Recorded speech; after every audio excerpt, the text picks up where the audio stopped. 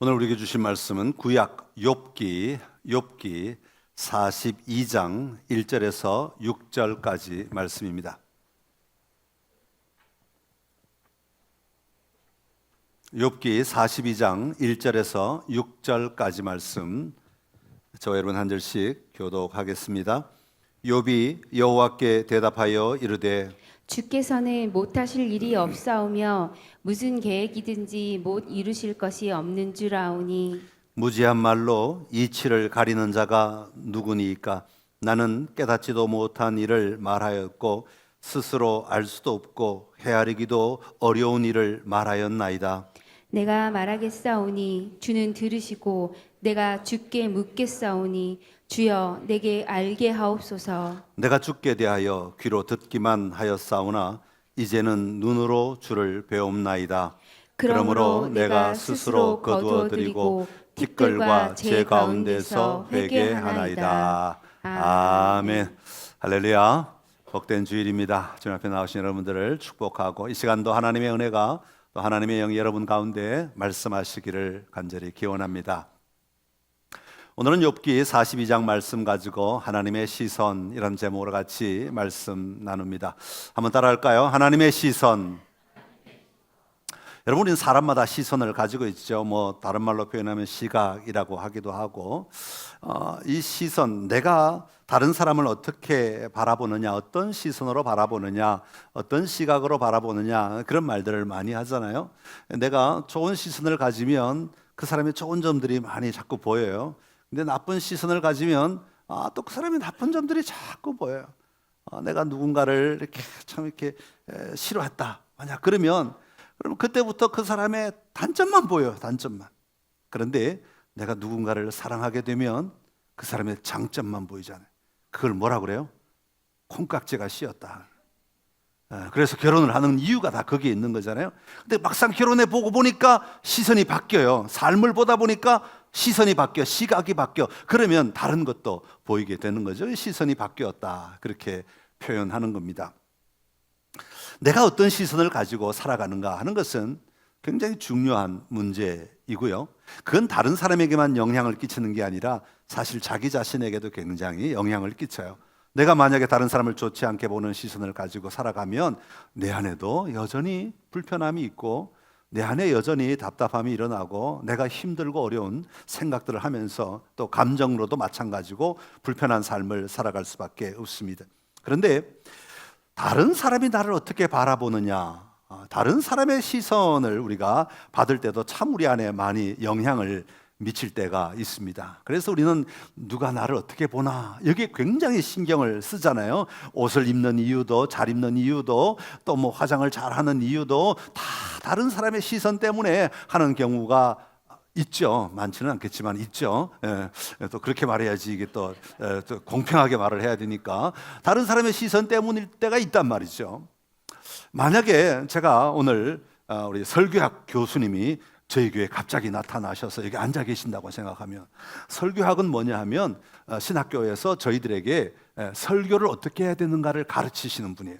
그래서 서론은 어떻게 해야 되고 가운데는 어떻게 해야 되고 결론은 어떻게 해야 되고 그런 것만 가르치는 게 아니라 말투를 어떻게 해야 되고 표정을 어떻게 해야 되고 제스처를 어떻게 해야 되고 또 끝에 이 말의 끝맺음은 어떻게 해야 되고 이런 거를 끊임없이 가르치시는 분이에요. 그래가지고 제가 이렇게 실습을 하기 위해서 설교 앞에 서서 교수님 앞에서 설교를 하면 김군 그러면 안 되잖아 이러시면서 혼을 내시는 분이에요. 그럼 그 한마디 들으면 그냥 주눅이 들어서 한두 달 동안은 설교를 못해. 그냥 생각이 자꾸 나서. 그래가지고 근데 만약에 여기 와 계신다고 하면 생각해봐요. 제가 졸업한 지가 벌써 몇 년째인데 이제 와서 앉아 계시면서 손에 뭔가 표를 들고 체크표를 들고 한 손 펜을 들고 저를 이렇게 안경너머로 쳐다보시면서 뭔가를 제가 한마디 할 때마다 체크를 하신다고. 제가 설교할 수 있겠어요? 못해요. 어떻게 그렇게 그런 사람 나를 바라보는 시선 앞에서 제가 설교를 할 수 있겠어요? 그런데 저희 어머님이 오셔가지고 앉으셔서 인자하신 얼굴로 미소를 띠시고 제가 설교를 할 때마다 아멘 아멘 하고 계시면 제가 설교를 힘이 나서 제가 준비한 것들을 다 쏟아낼 수 있지 않겠습니까?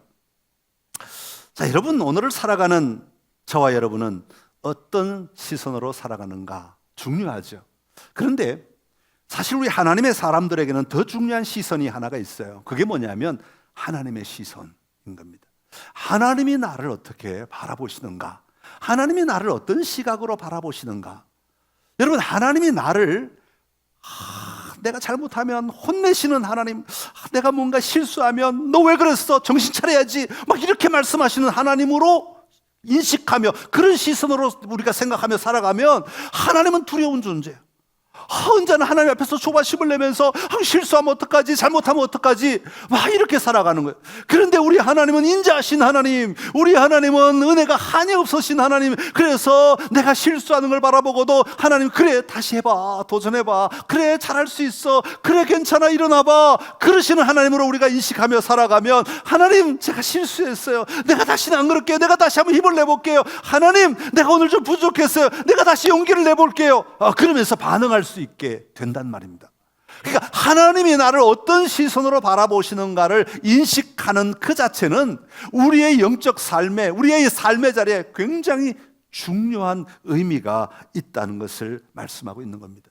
오늘 욥기서를 쭉 이렇게 살펴보다가 욥기 전체에서 욥을 향한 사탄의 시선과 하나님의 시선이 같이 흘러가고 있는 것을 볼 수가 있습니다.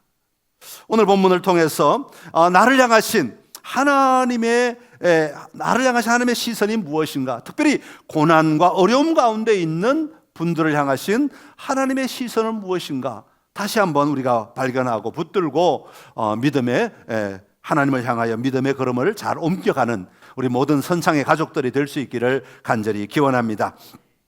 자, 우리가 욥기 하면 사실 별로 그렇게 좋아하지 않아요. 읽고 싶은 책이 아니에요. 왜냐하면 욥기 시작은 너무너무 화려해요. 욥기의 시작은 어떻게 시작합니까? 욥기 1장 처음에 보면 욥에게는 아들 7이 있었고 딸이 3이 있었다고 소개합니다. 그리고 그의 소유물은 양이 자그마치 7,000마리나 있었고 낙타가 3,000마리나 있었다, 그렇게 소개하고 있습니다. 소가 500결이고 암나귀가 500마리나 있었다고 하고 종도 얼마나 많이 있었는지 모른다고 소개합니다. 그러면서 토를 달기를 동방 사람 중에 가장 훌륭한 자라고 칭찬을 받는 사람이 욥이다, 그렇게 소개하고 있습니다.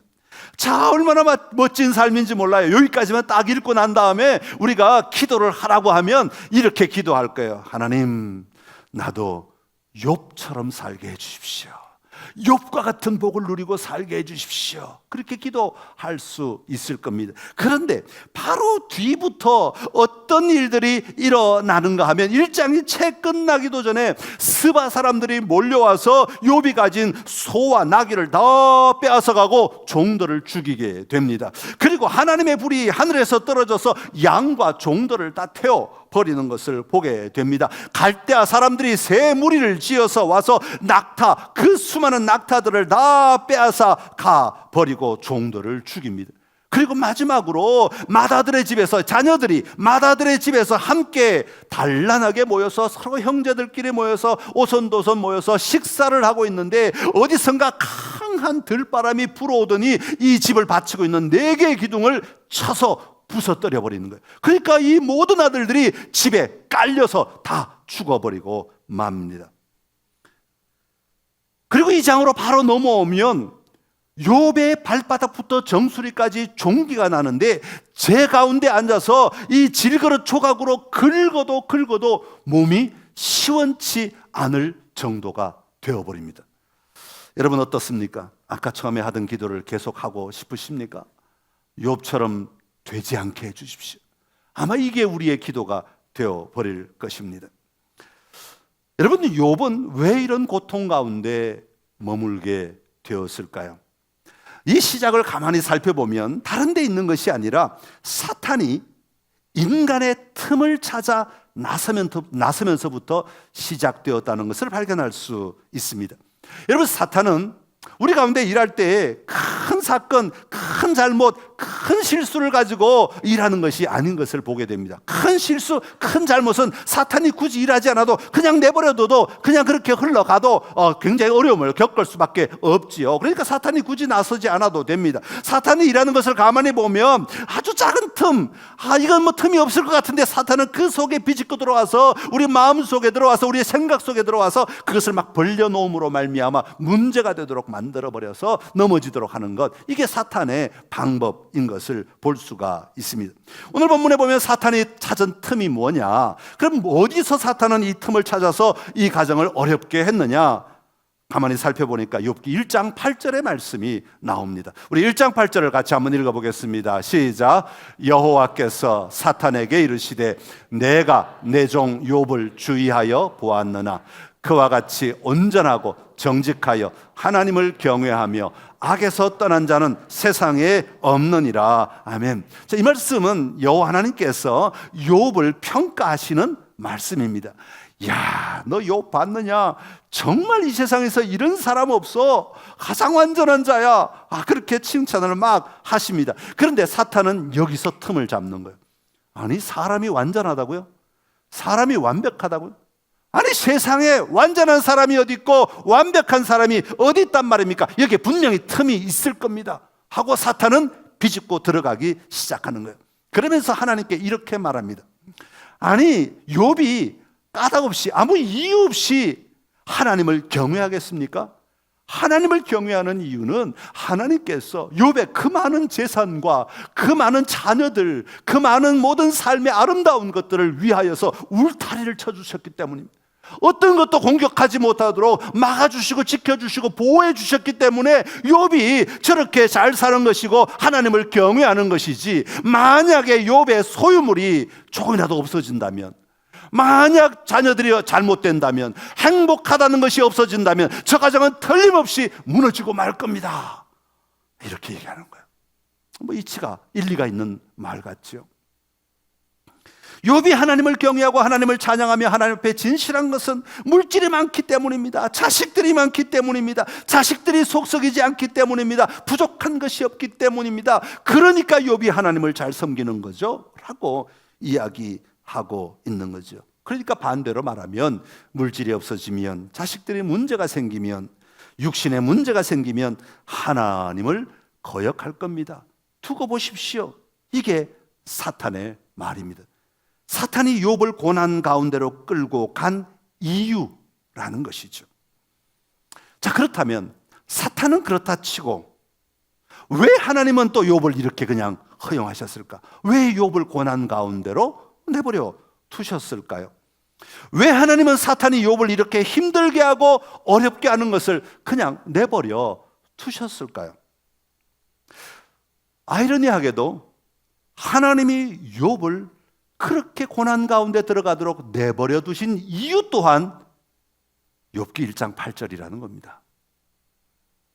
아까 사탄이 빌미로 잡았던 그 말씀을 그대로 하나님도 붙들고 있다는 것이죠. 그런데 하나님의 시선은, 하나님은 단순히 그 말씀, 오늘 하나님 앞에서 잘 살고 있고 하나님을 잘 경외하고 있는 그것만 보시는 것이 아니라, 하나님은 욥이 계속하여 하나님 앞에 더 완전해지고 더 성숙해져가는 그 마지막 모습까지도 하나님은 보고 계신다는 겁니다. 그 마지막 모습이 뭐냐면 바로 42장 1절에서 6절, 오늘 본문의 말씀이라는 겁니다. 그러니까 사탄은 오늘 일어나고 있는 현상 가운데, 욥의 모습 가운데 틈을 찾아서 욥을 공격하고 어렵게 만들지만, 하나님은 똑같은 현상을 말하고 있는 욥의 삶을 보실 뿐 아니라 그것을 통하여서 욥이 완성될 모습을까지도 보시면서 그것을 가지고 욥을 돕고 계시고 욥을 위해 일하고 계셨다라고 하는 것입니다. 오늘 본문에 가만히 보면 2절 끝에 보면 이렇게 말해요.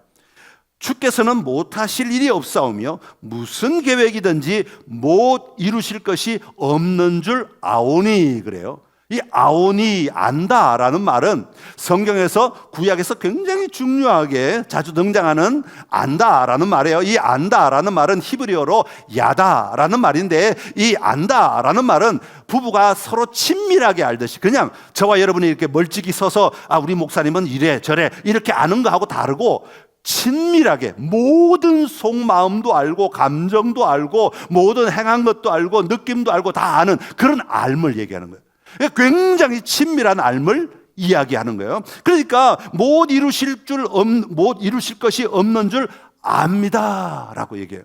그러면서 3절에도 보면 뭐라고 말하는 거니까, 무지한 말로 이치를 가리는 자가 누구니까? 나는 깨닫지도 못한 일을 말하였고 스스로 알 수도 없고 헤아리기도 어려운 일을 말하였나이다. 욥이 자기를 뒤돌아보면서 뭐라고 고백하는 거니까, 헤아리기도 어려운 일을 말하였나이다. 여기서 헤아리기도 할 때 헤아린다라는 말이 뭐냐면 아까 말한 안다라는 말이에요. 야다라는 말. 그러니까 나는 이제는 하나님을 그렇게 친밀하게 알게 되었는데, 이전에는 하나님을 그렇게 친밀하게 알지도 못하면서 아는 척하고 까불었다, 그런 고백을 하고 있는 거죠. 그러면서 4절에 또 넘어오면, 내가 말하겠사오니 주는 들으시고 내가 주께 묻겠사오니 주여 내게 알게 하옵소서. 여기 또 안다라는 말이 나오죠. 이것도 또 야다라는 말이에요.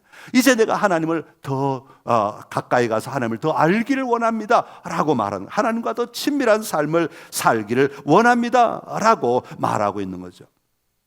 그러면서 원래 욥은 어떤 모습이었냐면 5절에 보면, 내가 주께 대하여 귀로 듣기만 하였사오나 이제는 눈으로 주를 배움나이다, 그렇게 말해요. 이전까지는 귀로 듣고 들은 지식만 가지고 하나님은 이런 분이야, 하나님은 저런 분이야 하고 내가 믿음을 가지고 살았다고 얘기했는데, 이 과정들을 다 통과하고 보니까 우리 하나님이야말로 정말로 이런 분이셔 하고, 내가 경험한 하나님, 내가 만난 하나님, 내가 누린 하나님, 내가 인식할 뿐 아니라 내가 누리며 살아가는 그 하나님을 내가 이제 알게 되었다고 고백하는 자리까지 나아가게 된 것입니다. 단지 정보나 지식이 아니라 하나님을 만나고 하나님을 보고 하나님을 친히 경험하고 그렇게 살아가는, 하나님과 함께 동행하는 삶을 살게 되었다고 하는 것이죠. 하나님은 바로 이렇게 되는 욥, 이렇게 변할 욥을 보시고 오늘 그 욥을 향하여 삶을 함께 열어가고 계시는 것을 볼 수가 있는 겁니다. 이게 하나님의 시선이었다 하는 겁니다. 그러니까 우리를 향하여 사탄이 보는 시각과 하나님이 보시는 시각은 관점이 전혀 다르다 하는 것을 성경이 우리에게 가르쳐주고 있습니다. 사탄은 오늘 지금 현재의 삶에서 무엇을 비틀면 될까, 무엇을 비틀면 넘어질까, 무엇을 비틀면 어려움에 처할까, 무엇을 비틀면 낙심할까, 그것만 쳐다보고 있지만, 하나님은 마침내 내가 어떤 모습으로 승리할 것인가, 이걸 바라보고 오늘을 우리 가운데 인도하시고 도와주시고 지켜보시는 하나님이시다 하는 것을 말씀하고 있는 겁니다. 여러분, 오늘 여러분 안에 하나님의 시선이 머물기를 간절히 기원합니다. 여러분, 우리는 계속해서 연습해야 됩니다. 계속해서 도전해야 됩니다. 오늘 내 안에 사탄의 시선으로 내가 살아가는 삶이 아니라, 오늘 내 눈에 감각에, 내 느낌에, 내 환경에, 내 육신에 보이는 대로 반응하며 살아가는 그런 삶이 아니라, 하나님이 변화시켜 놓으신, 하나님이 기뻐하실 그 삶의 자리를 바라보며 오늘을 이겨내고 오늘을 도전하고 오늘을 한 걸음 한 걸음 내디디며 살아갈 수 있는 삶, 그 삶이 오늘 우리에게 필요하다고 욥을 통하여 우리에게 말씀하고 계시는 것입니다. 여러분을 향하신 하나님의 그 시선을 붙들고 살아가시면서 여러분의 가정 안에, 여러분의 삶의 자리에 여러분 하나님의 마음으로, 하나님의 시선으로 세상을 이기며 살아가는 승리가 있게 되기를 간절히 기원합니다. 이처럼 욥을 향한 하나님의 시선이 오늘 본문이라면, 이 고백을 하기까지 욥은 어떻게 살아야 할까요? 이 고백을 하기까지 욥의 삶의 과정은 쭉 길어질 텐데, 이 긴 욥의 삶의 과정은 어떻게 욥이 살아야 할까? 여러분, 사실 가만히 보면 욥이 그 모든 순간에 판단해야 하고, 모든 순간에 결정해야 하고, 모든 순간에 자기가 선택해야 한다는 거죠. 하나님은 우리를 지난주에 로봇으로 만들지 않으셨다고 말씀을 드렸죠. 하나님이 우리에게 자유의지를 주셔서 우리가 선택하고 우리가 결정하고 우리가 판단해야 한다 하는 것입니다. 그것을 소개한 내용이 2장부터 37장까지의 내용입니다. 만약 욥이 자기가 스스로 선택하고 판단하고 결정해야 하는데 2장 9절에서 욥의 아내가 말한 대로 야, 당신이 이렇게 된 걸 보니까 당신은 하나님을 욕하고 죽는 게 차라리 낫겠다.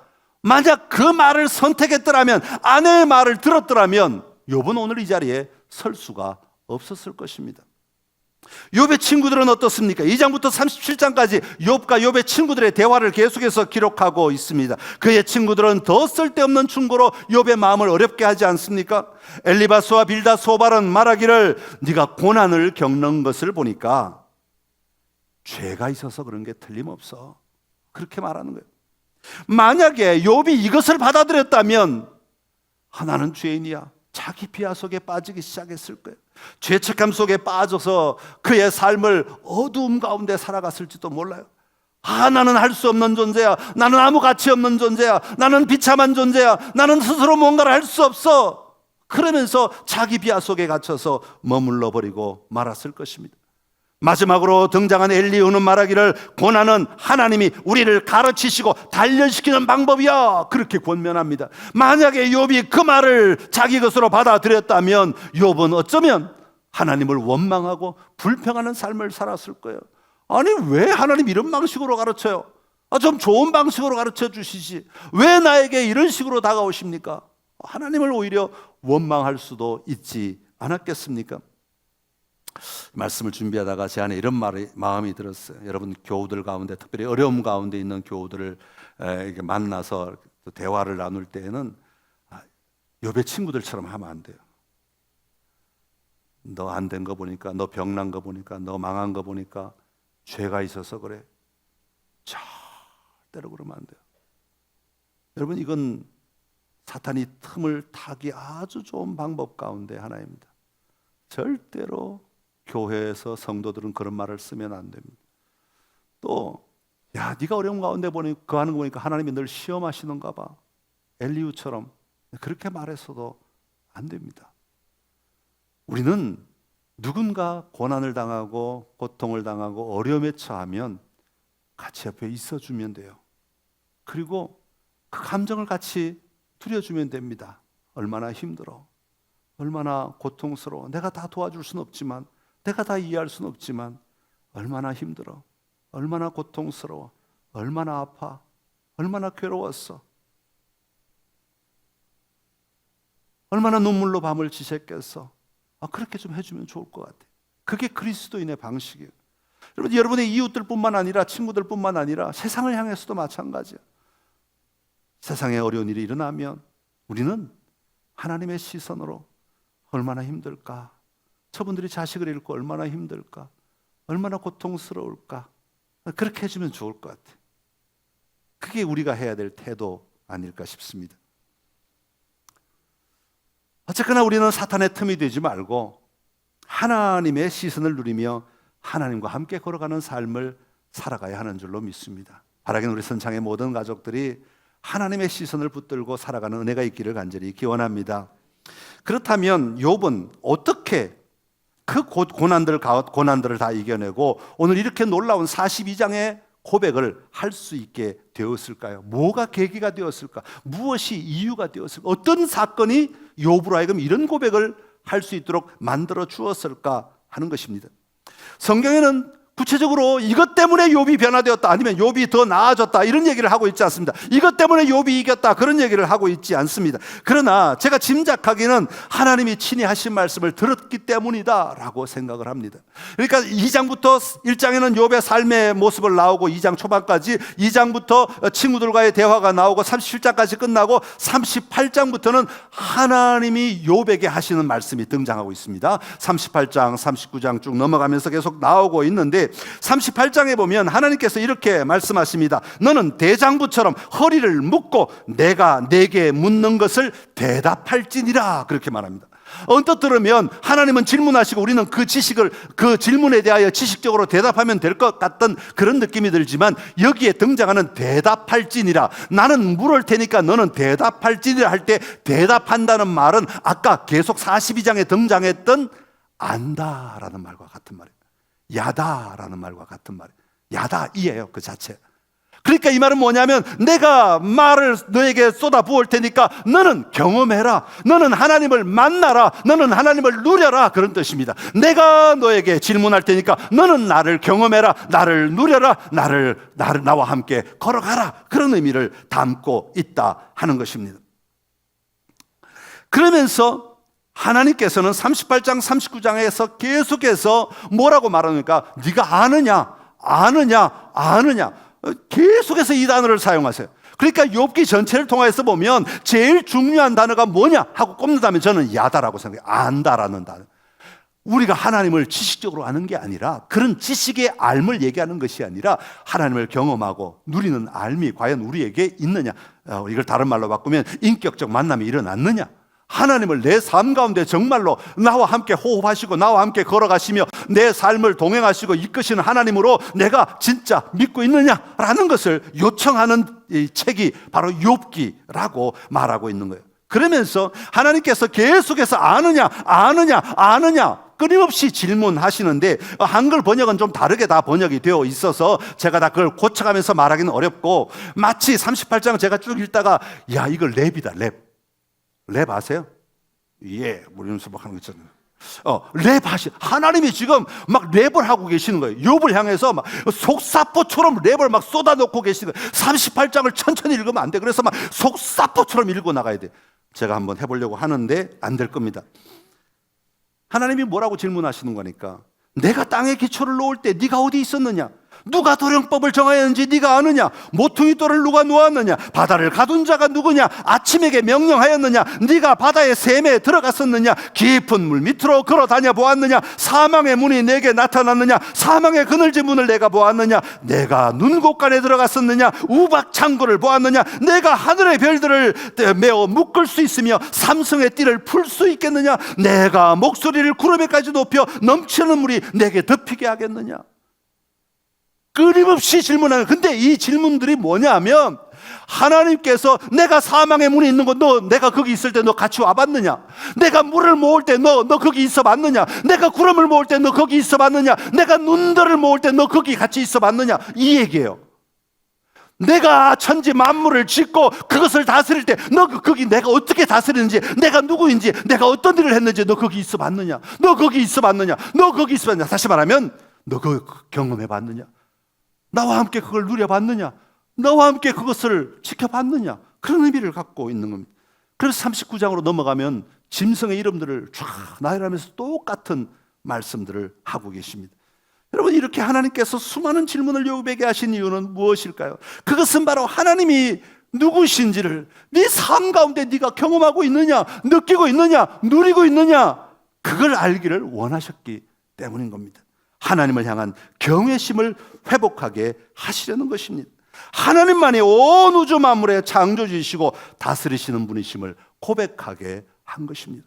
여러분, 이건 욥기에만 나오는 내용이 아니고 창세기부터 요한계시록까지 성경 전체에 나오는 내용이에요. 그거를 사도 바울이 어떻게 요약했냐면 로마서 1장 20절에 이렇게 말합니다. 창세로부터 그의 보이지 아니하는 것들, 곧 그의 영원하신 능력과 신성이 그가 만드신 만물에 분명히 보여 알려졌나니 그러므로 그들이 핑계하지 못할지니라.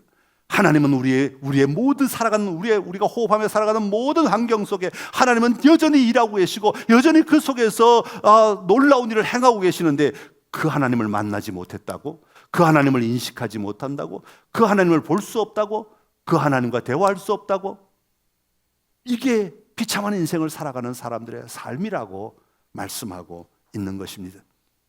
자연 속에서 하나님의 숨소리, 하나님의 심장박동을 듣기를 원하셨던 것입니다. 그때 욥이 이렇게 대답하죠. 2절입니다. 2절의 말씀을 세 번역으로 좀 쉽게 읽어보겠습니다. 시작.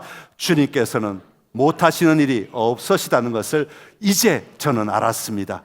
주님의 계획은 어김없이 이루어진다는 것도 저는 알았습니다. 깨달았습니다. 아멘.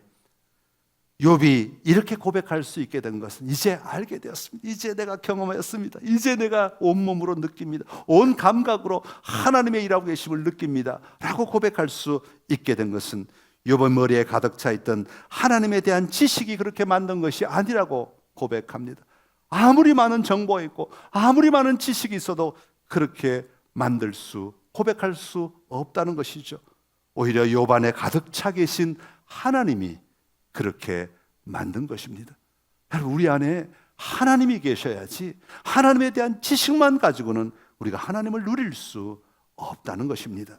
머릿속에 있는 지식은 시련 속에서 잠깐 우리를 견디게 해줍니다. 그러나 우리 안에 하나님을 향한 경외심으로 가득 차 있을 때 살아계신 하나님을 우리가 느끼며 또 함께 품고 살아갈 수 있을 때 하나님의 일하심 속에 내가 안길 수 있을 때 우리는 넉넉히 고난을 이기며 바른 선택을 하고 살아갈 수 있게 되는 것입니다. 그 고백이 3절의 고백입니다. 우리 3절 세 번역으로 같이 읽습니다. 시작. 잘 알지도 못하면서 감히 주님의 뜻을 흐려 놓으려 한 자가 바로 저입니다. 깨닫지도 못하면서 함부로 말을 하였습니다. 제가 알기에는 너무나 신기한 일들이었습니다. 아멘. 그래서 욥이 마침내는 뭘 한다고 고백하냐면 회개합니다. 내가 하나님께 회개합니다 라고 고백하고 있는 겁니다. 하나님을 듣기만 하다가 이제 보게 되었습니다. 하나님을 듣는 것뿐만 아니라 이제는 보았다고 고백하는 거죠. 본다는 건 다시 눈으로만 보는 것을 말하는 것이 아니라 그의 삶의 자리에 하나님과의 새로운 관계가 열려졌음을 이야기하고 있는 것입니다. 사랑하는 성도 여러분, 오늘도 사탄은 우리의 삶의 자리에 틈을 찾아 우리 가운데 자꾸 다가옵니다.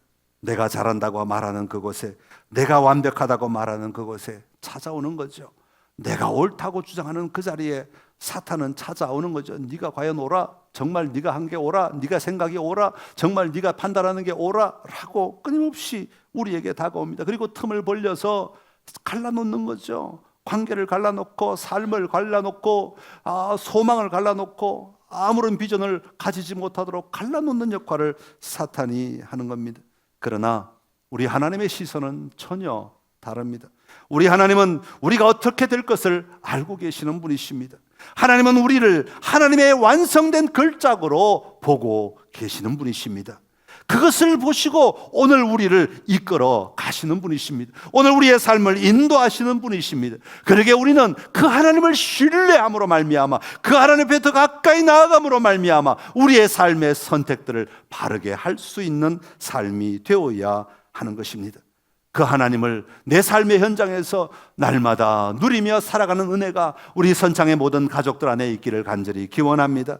하나님과 동행하십시오. 내 지식 안에 하나님을 가두지 마시고 온 세상을 다스리시고 운영하시는 하나님을 만나고 누리며 살아가시기를 간절히 축원합니다.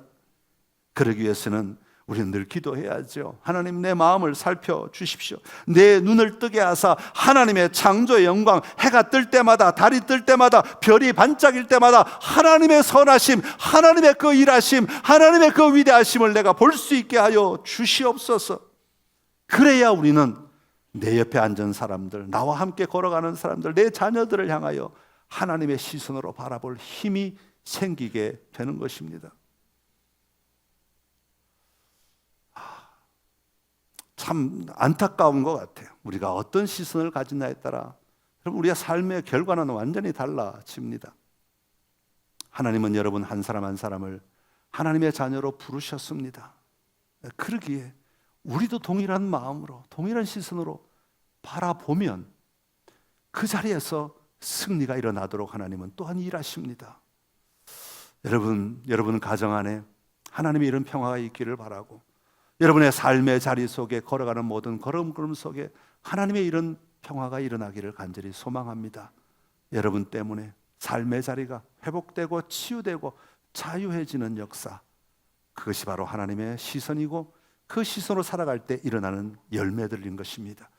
그렇게 아름다움을 누리며 살아가는 우리 모든 선창의 가족들이 다 되시기를 간절히 기원합니다. 기도하겠습니다. 하나님 아버지, 우리 각 사람을 향하신 하나님의 마음을 알게 하시니 감사합니다.